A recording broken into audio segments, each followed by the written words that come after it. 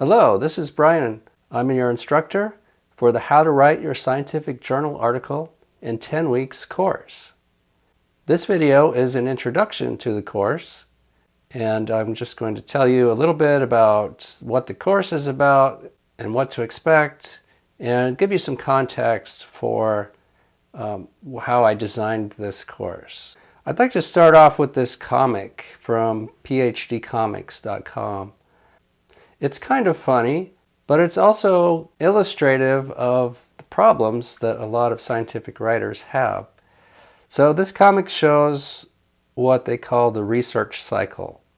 So in the first panel, we see this PhD student, and he's at the beginning of the research cycle, and he's reading. Not only is he reading, but he is very frantically reading. You can see behind him he's got stacks of journal articles. He's got one article in each hand. He's trying to read them both at the same time. He's also got a book open in front of him. And you can see he looks pretty stressed and anxious. The step 2 of the cycle is write.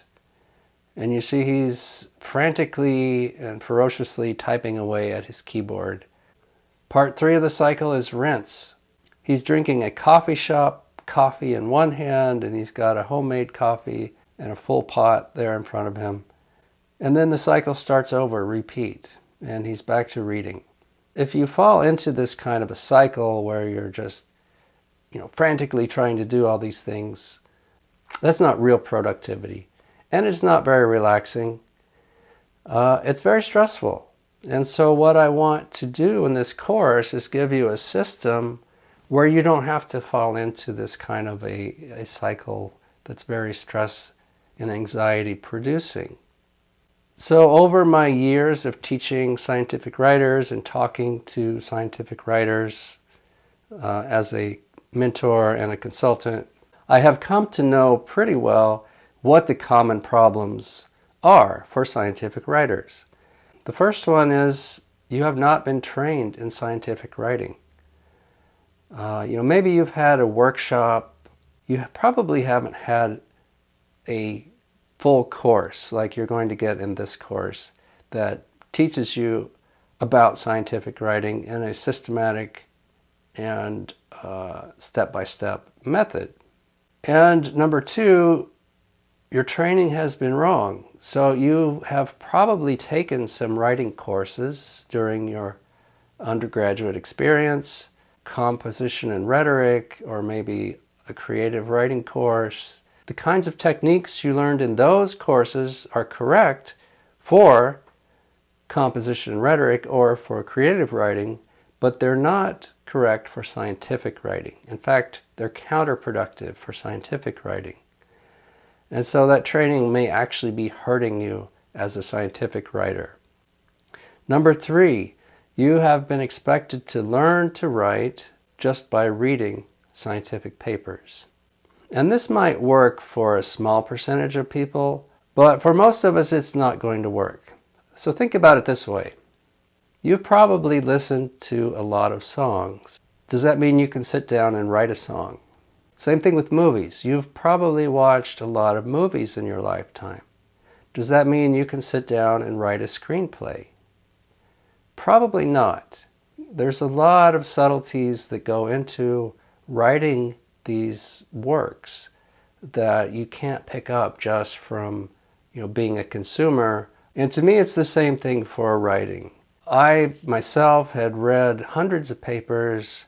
I'd even written a lot of papers before I really learned how to do it properly. Problem number 4 that a lot of writers fall into is that they're trying too hard to sound smart. So they read these scientific papers. The papers are using specific terminology, and they're using these big fancy words. And the writers feel like, oh, if that's what I'm seeing, then that's probably what I'm supposed to do. And so they make an effort to recreate that kind of voice or sound. And if they're not able to do that to their expectations, they feel like they're not doing a good job. Well, I'm going to tell you to let that pressure off yourself. You don't have to use big fancy words. and sound professional or sound academic to write a good scientific paper. There are research studies that show that plain language is better than jargon and fancy terminology. Okay, point number 5. The reason it's so hard to write is you don't know the secret formula. And the reason I have secret in quotation marks is because it's really not a secret.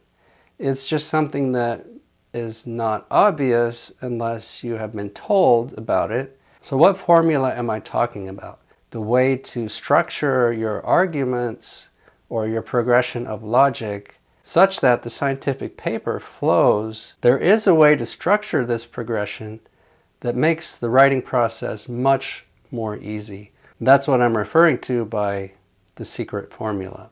Point number 6, your skills are weak.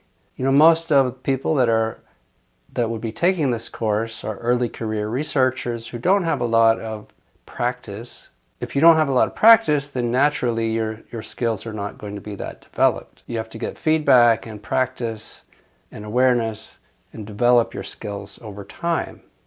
And this course will help you with some of that. I also have a companion course that's about scientific writing skills that goes into more detail on a lot of the skills that are used in scientific writing. Number 7, one reason that it's so hard is that you feel intimidated. And this is completely understandable, and we all go through this. When you're first starting out and you're going to publish a scientific paper and release it into the world for everyone to see, it is a little scary. But I'm here to tell you that everyone feels that way. We all had to start at the beginning, and your ideas are good. You've discovered some new things that no one knows. And for those new things to be useful to the scientific community, they need to be released into the world. They need to be published so people can know about it and use that knowledge. This course will help you feel like you produced a good product, and it will allow you to feel less intimidated, and you can push on through that and go ahead and publish your paper. Reason number 8 is you have no idea where to start. There's so much to write. Where do you start? In the course, I'm going to give you a system for working your way through the paper, and it's worked very well for students that have taken my course. And point number 9, one of the reasons it's so hard is that you misunderstand the purpose of writing a journal article. A lot of times new authors will feel like the purpose of them writing a journal article is for them to prove themselves. And that's really not the point. So all of your readers are going to assume that you know what you're talking about. The purpose of writing the paper is to release your new knowledge into the world, into your field, so that the other people, your colleagues in your field, can use that new knowledge for their research and to expand our understanding of the world. I have another comic from phdcomics.com, and this one shows the neurobiology of writing. On the left, how it's supposed to work. They just think with their brain, which executes a command, and then their brain processes the language, controls their hands, transmits the command to the muscles, which type onto the keyboard, and the words appear in the computer. Kind of like a computer itself or a robot. But how the person usually feels is they have panic, fear, insecurity, confusion, leading to no motivation and hesitation. What I'm trying to do with this course is take all of those negative emotions and decrease them substantially. This is a quote I found from Tim Albert. The quote says, "It works like this. The author, usually the youngest member of the team, is given a huge amount of data, but no training, no resources, and no extra time, and is then expected to produce a first draft. When he or she finally finishes the first draft, the co-authors are encouraged to make as many criticisms as they can, or even to redefine the task completely." true. This is a true experience for a lot of beginning writers. This is part of the purpose of my course, is to give you the training and resources to take that huge amount of data and produce a first draft. Here's a quote from William R. Llewellyn. "I do not believe it is possible for one person to teach another person how to write." You might be thinking, why am I telling you this? This is a writing course. Why do you tell me that you can't teach me how to write? Well, this is not the complete quote. Let's look at the rest of it. "One person can teach another about writing, but the only way to learn how to write is to write." Okay, now it makes more sense. Let's dig a little bit deeper. What you see on this slide is what I call the writing improvement cycle: awareness, practice, and feedback. During this course, I'm going to help you develop a lot of awareness about scientific writing, and between lessons, you're going to be engaging in practice. And then you'll need to seek feedback. So some of the feedback can be self-feedback, but I also encourage you to find a friend or a colleague who's willing to read your work and give you feedback. And as you get the feedback, that's going to increase your awareness. And as you continue to practice and get more feedback, then the cycle will continue and your writing skills and your writing ability will continue to improve. The writing improvement cycle applies to reading and to editing and revising. Now let's talk about my goal as your instructor. My goal is to help you write your scientific journal article in the most efficient way possible. My objectives are to help you become aware of good scientific writing structure, to help you develop a project management system for writing, to help you set up a plan to write your paper efficiently, to give you step-by-step guidance for writing your paper, and to help you become a better scientific writer and scientific thinker. Okay, one last PhD comic. So the student says, "It's a new year, time for a bold resolution. I hereby declare this will be the year I write my thesis." Then she types, "my thesis." And she's thinking, that was easy, now what? No, this student is not using a project management approach to writing her thesis. How do I know that? Well, she has no plan. We can tell that because she says, that was easy, now what? So she doesn't have a plan. And clearly she doesn't have milestones. So if she had a plan with milestones, she would know exactly what to do next.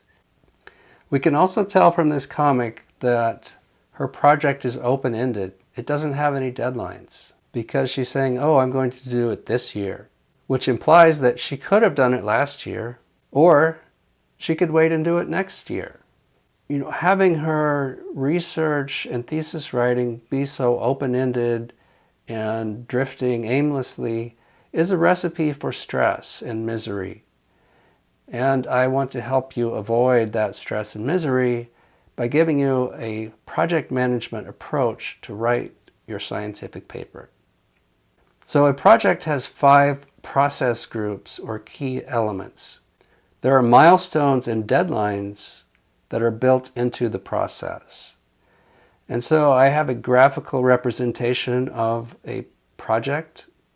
We have a start point and a finish point. So there's first the initiating stage, which leads to the planning stage, leading to the executing stage. And while executing is happening, we're also looking back at the plans, and we're controlling and monitoring the progress of the project.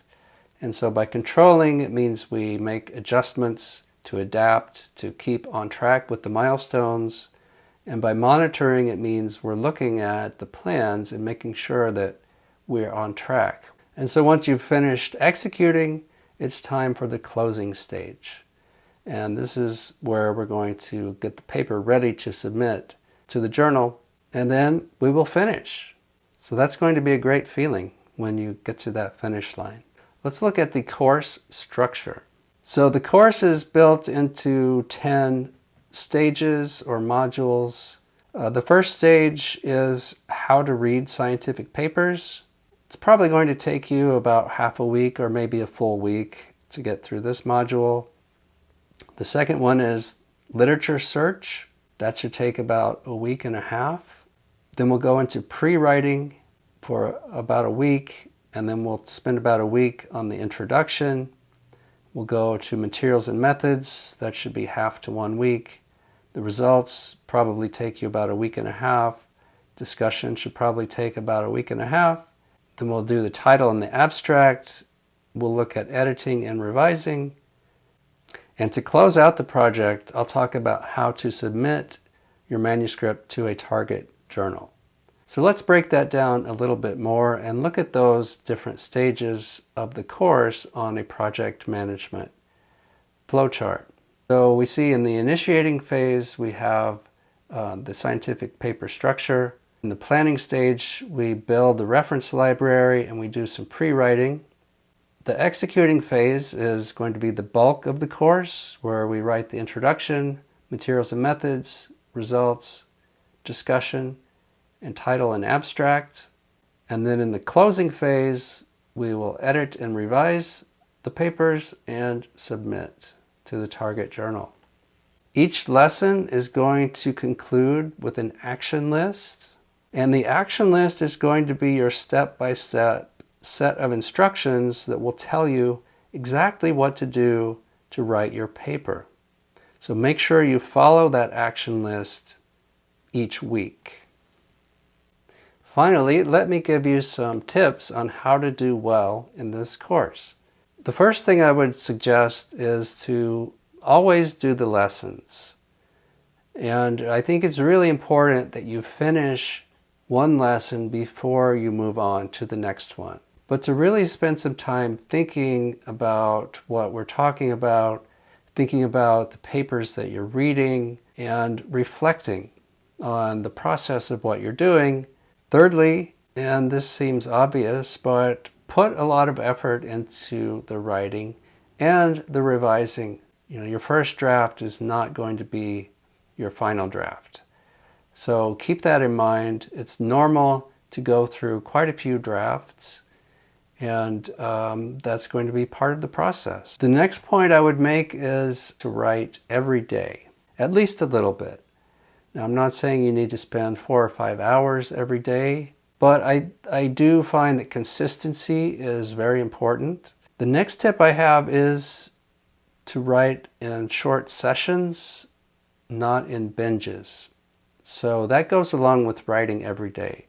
So it's better if you write for 1 hour, Monday, Tuesday, Wednesday, Thursday, and Friday, than just writing for 5 hours on one of those days. The next one is don't procrastinate, just get it done. So just sit down and write, no matter if you don't feel like it.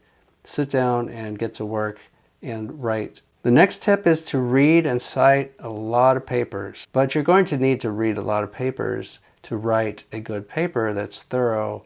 And lastly, I would say have fun.